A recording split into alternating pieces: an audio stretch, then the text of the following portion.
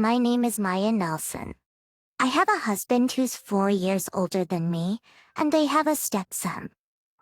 Although I'm not his biological mother, I've always considered him my own son.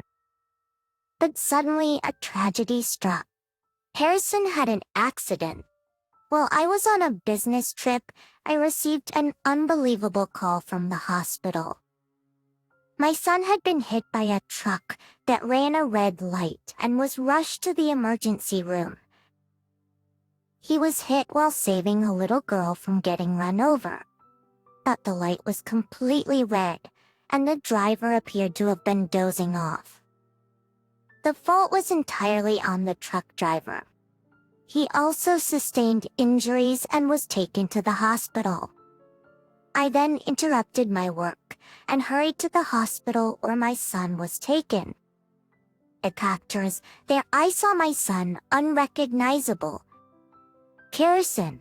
By the time I arrived, he had already passed away. His body was covered in painful wounds, and his face was draped with a white cloth. When I removed the cloth, there lay my son looking as if he was just asleep. At seeing his face, I couldn't stop my tears for a long time. I met my son when he was 15. He was in the midst of his rebellious phase, but he never showed any defiance towards me and opened up his heart. We grew close as if we were a real mother and son from the beginning. He started living on his own when he went to college, but we kept in regular touch. I believe we were seen as a close-knit family by those around us. Whenever he had an important decision to make, he would always consult me. The memories of my son brought even more grief. In contrast to me, my daughter-in-law, Kelly, showed no signs of sadness. Kelly looked at me crying with a cold gaze. She was 25 years old, 5 years younger than my son. I couldn't understand how she could be so expressionless when her husband had just died. Although I wanted to confront her, I was too overwhelmed with the loss of my son. Later, I took Kelly back home with me. My husband also looked down with a complex expression, but he was not crying. Well, you never know what might happen in life. Our boy had his whole life ahead of him. He must have had so many things he wanted to do. There's no use in just grieving, right? Thing won't bring Harrison back. Aren't you sad? Your own son just died. As I said this, my daughter-in-law Kelly interjected with a look of exasperation. She seemed irritated with me. There's no point in crying all the time. Oh, you seem out of your mind right now, so I'll take care of all the funeral arrangements. No, he was my son too, and I want to help. Please don't. He was my husband. He probably wanted his wife, not a stranger who's not even related by blood, to do this. Harrison loved me with all his heart. That might be true, but anyway, please don't interfere. Honestly, it's troublesome having someone's not in the right mind around. And Kelly looked at me as if I were trash. She had always been harsh towards me since the beginning of her marriage to my son.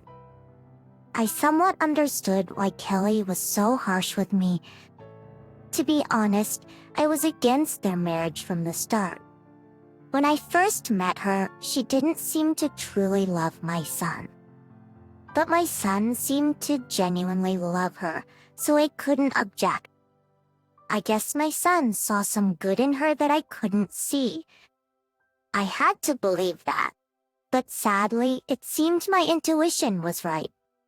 I have been wondering when to tell my son about her true nature.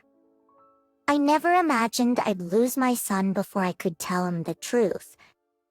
I was struggling to accept this cruel reality. Yet time went on, and the day before the funeral arrived. Apparently, as per Kelly's instructions, I didn't say anything and just kept quiet. On the eve of the funeral, Kelly came to our house. Shockingly, during dinner, she said something outrageous. "I'm sorry, but please don't come to the funeral tomorrow." "What? Strangers like you are not welcome. Stay away. It's disgraceful." Kelly suddenly raised her voice and started yelling at me. I was stunned. She then said with a nasty smile, "You're just a stranger, not related by blood to Harrison, right? He wouldn't want you there." "What are you saying?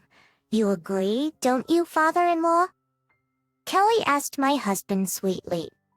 Then my husband looked at me and nodded heavily. "Indeed, you're a stranger. Kelly is right. You have no right to attend. Stay away from the funeral." Seeing my husband take my daughter-in-law Kelly's side, I was astounded. "All right, I get it. I won't attend tomorrow's funeral just as you wish." When I responded this way, Kelly smiled as if pleased. "She'll probably regret it, but I don't care. Just..." Looking at their faces made me feel nauseous, so I left the room. The next day, the day of my son's funeral arrived. Since Kelly had refused my participation, I did as told and stayed home. Well, at home, suddenly there was a loud noise at the front door. Footsteps approached me and there was Kelly, out of breath. My husband followed soon after. Both seemed very panicked. I had a pretty good idea why they came to me. "Hey, you know something, don't you? Isn't it rude to barge into my house and address me so informally?" "Shut up. Just explain what's going on." "What are you talking about? No one has shown up for the funeral, even though it's time. The staff at the funeral home are troubled because they can't start without any attendees. You know something about this, don't you?" "Oh, that? It's obvious why no one's there." "What the hell?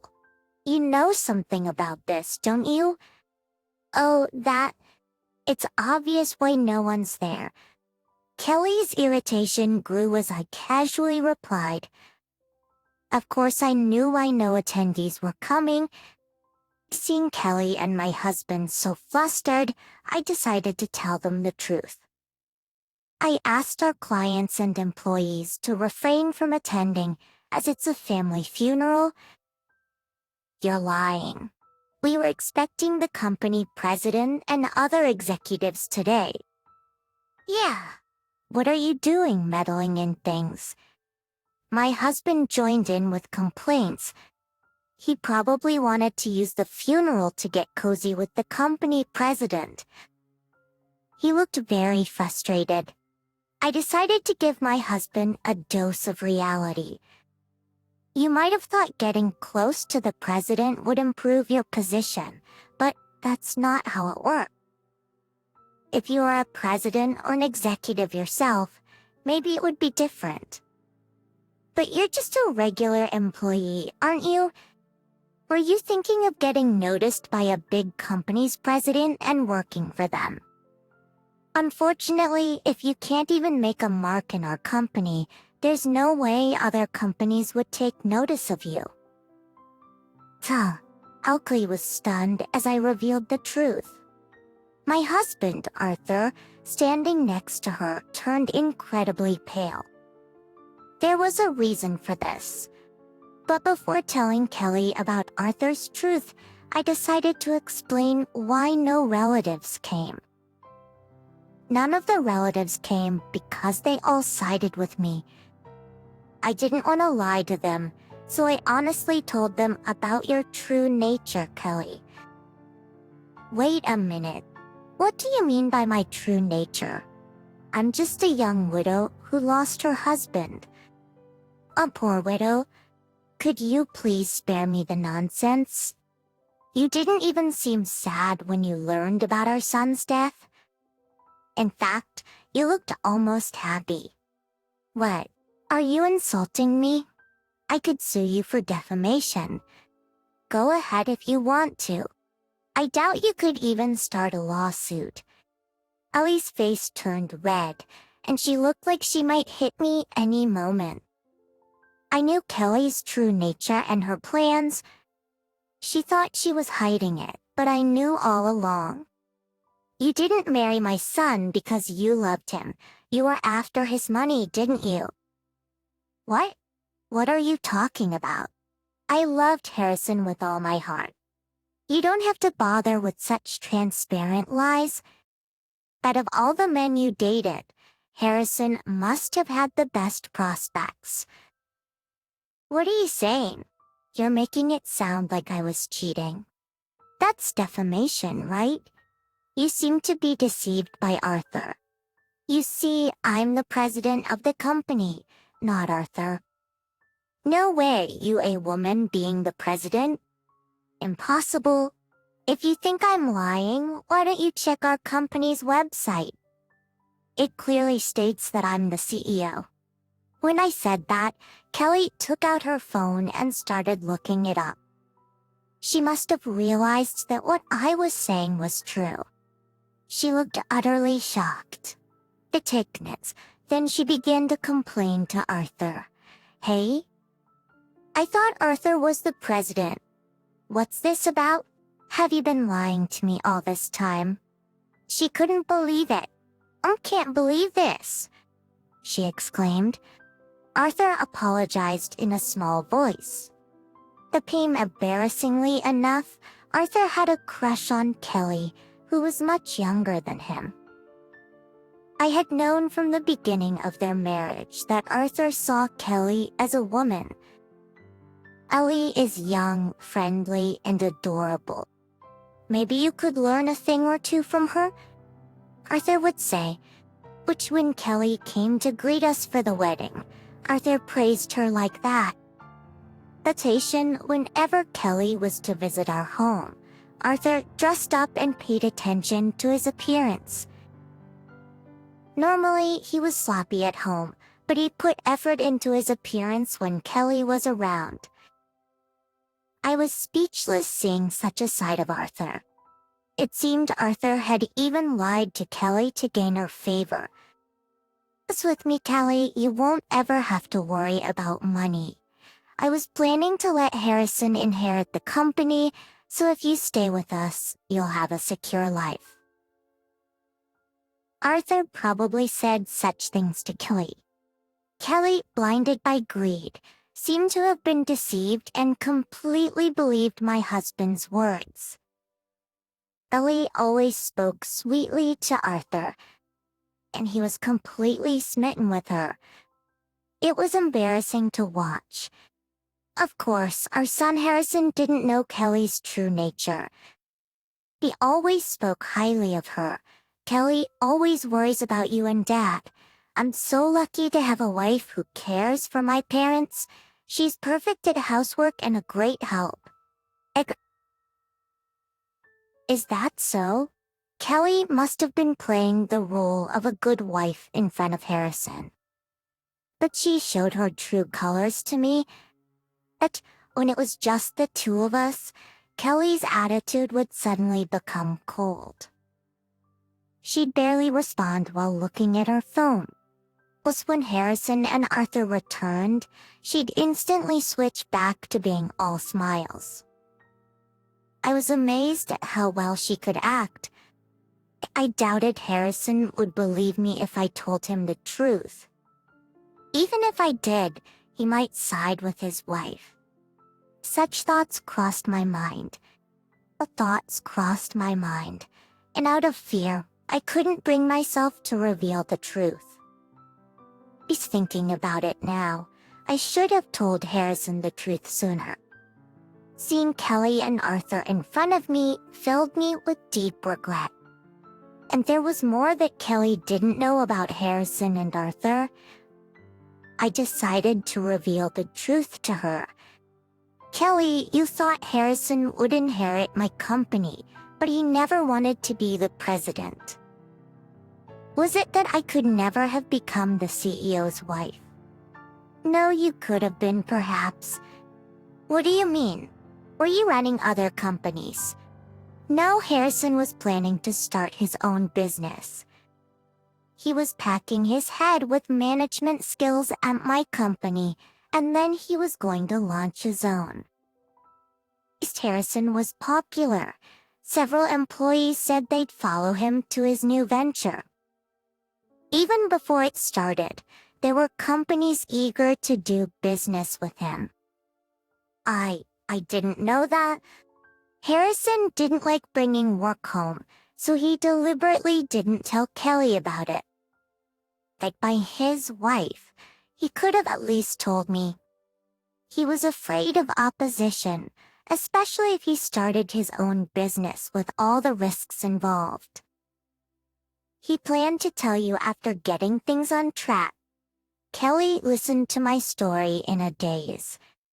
The company I run is involved in the apparel business. We also handle famous brands, and I am well known in the industry. Thanks to our success, we have over 100 employees. I started this company from scratch and managed it without much deficit. Harrison had admired me for running the company and aspired to be a business owner since high school. He considered starting a business in college, but decided to learn under me first. After graduating from college, Harrison joined my company. Just like any other new employee, he started with basic tasks. He kept improving and getting familiar with the work, and then I started teaching him about management. Harrison caught on even faster than me, impressing me often. Apparently, Kelly had no idea that I was the president of the company. I had never heard that you were the president. Why keep such an important thing a secret? It might be important to you, but maybe not so much to Harrison. He's not the type to judge people by their titles. I think he wanted you to see him for who he is, not for his connections. This is just my guess, though. Arthur in front of me sometimes acted as if he were the president when talking to Kelly. I never corrected him simply because it was too much trouble. I thought Kelly would believe whatever Arthur said. She never realized the truth, probably because she only saw people superficially. By the way, Arthur was not originally my employee. He used to work in sales at a food manufacturer but got laid off after struggling to find a new job during a recession. During a recession, I decided to hire him at my company. To put it mildly, Arthur was not the best at his job. There were constant mistakes during his first 6 months, causing complaints from other employees. He's improved somewhat, but he's never been highly motivated and remains a regular employee.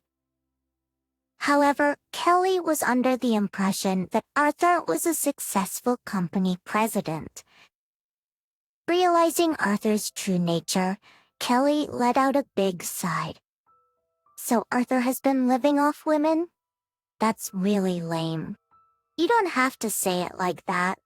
Disgusted by Kelly, Arthur was visibly shocked. Ignoring Arthur, I continued speaking to Kelly.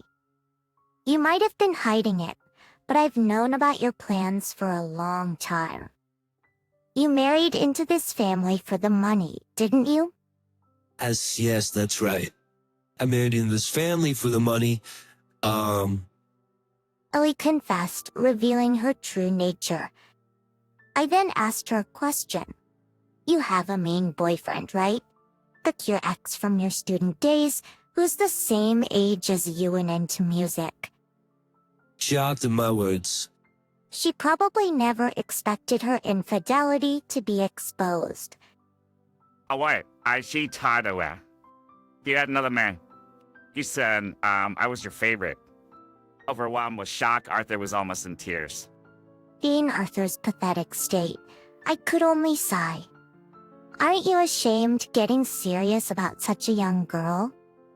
The two of you have been going on trips, dining out, and frequently going out when I'm not around. Kelly, you must have received quite a bit of money from him, all from my earnings, right? It seemed that he and Kelly had become involved about 6 months after Harrison and Kelly got married. I was suspicious of Arthur's behavior and hired a private detective to investigate. It was revealed that Arthur and Kelly were meeting regularly. Kelly had several other men, pizza fighter among them.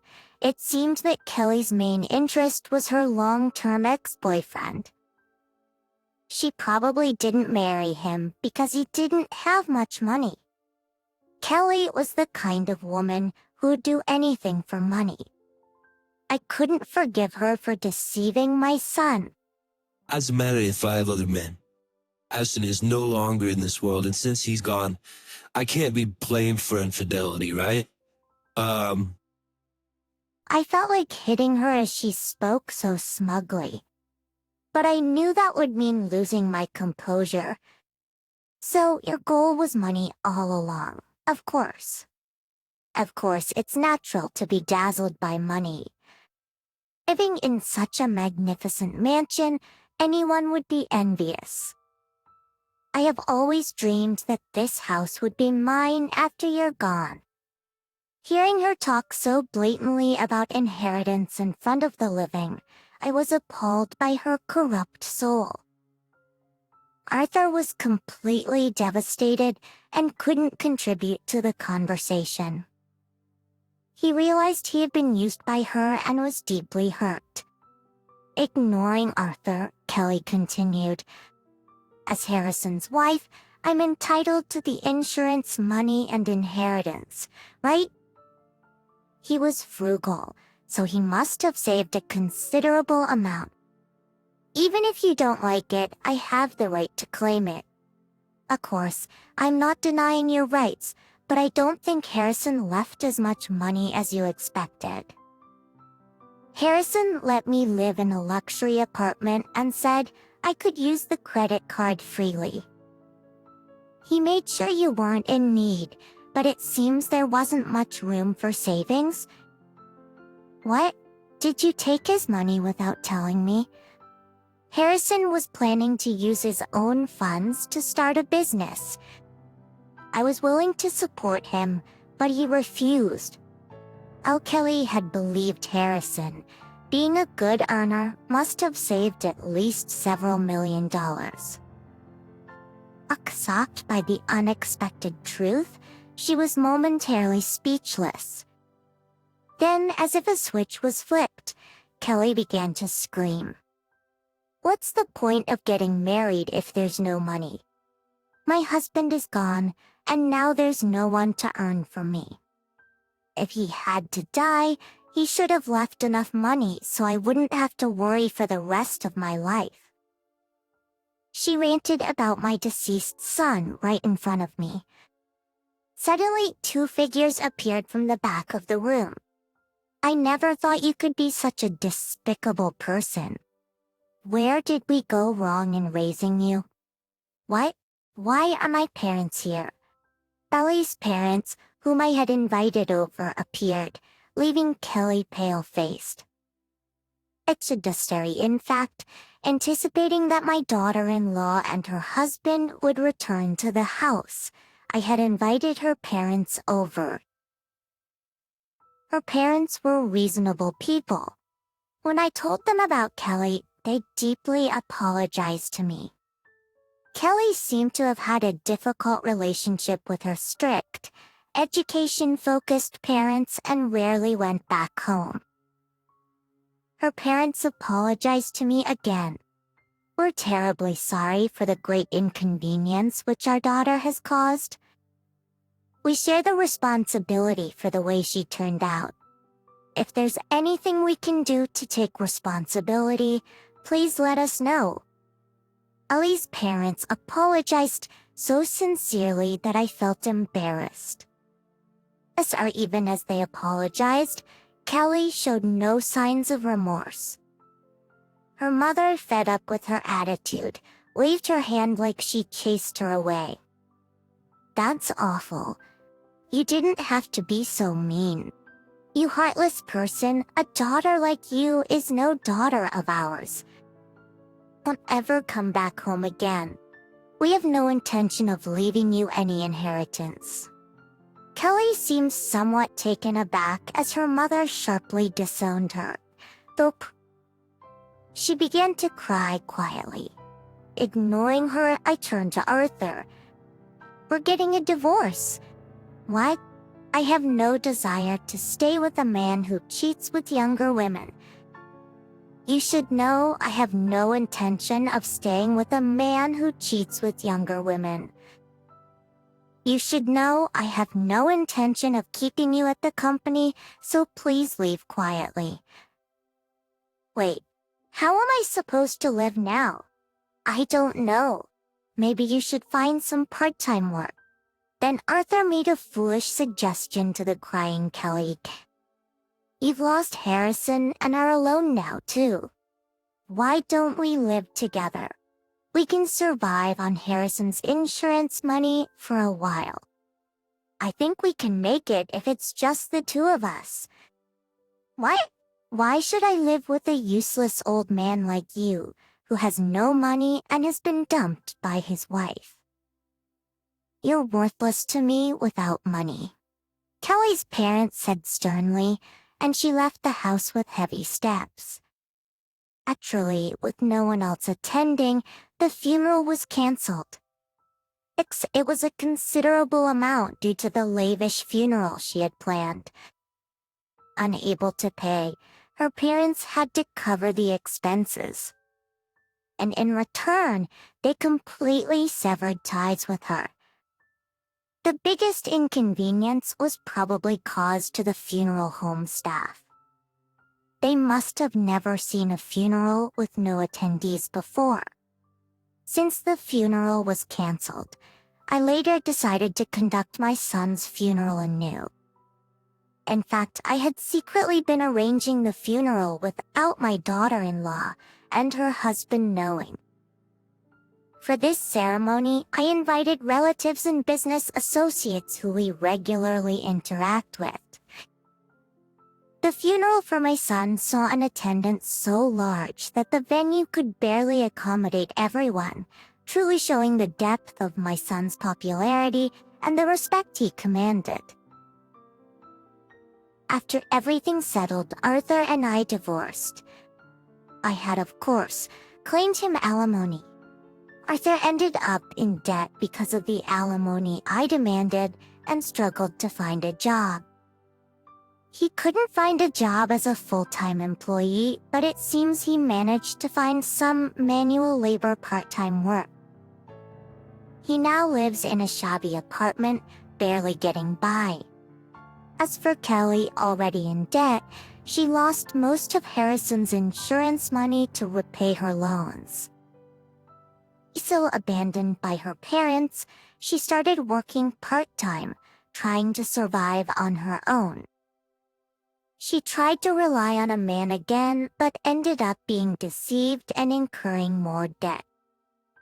Maybe it was some kind of curse. I don't know what became of her after that. As for me, I continued to focus on running my company. I still cry when I think of my son, but my employees have been supportive. With their help, I've been able to keep going, cherishing the people around me. I want to continue living my life, cherishing the people around me.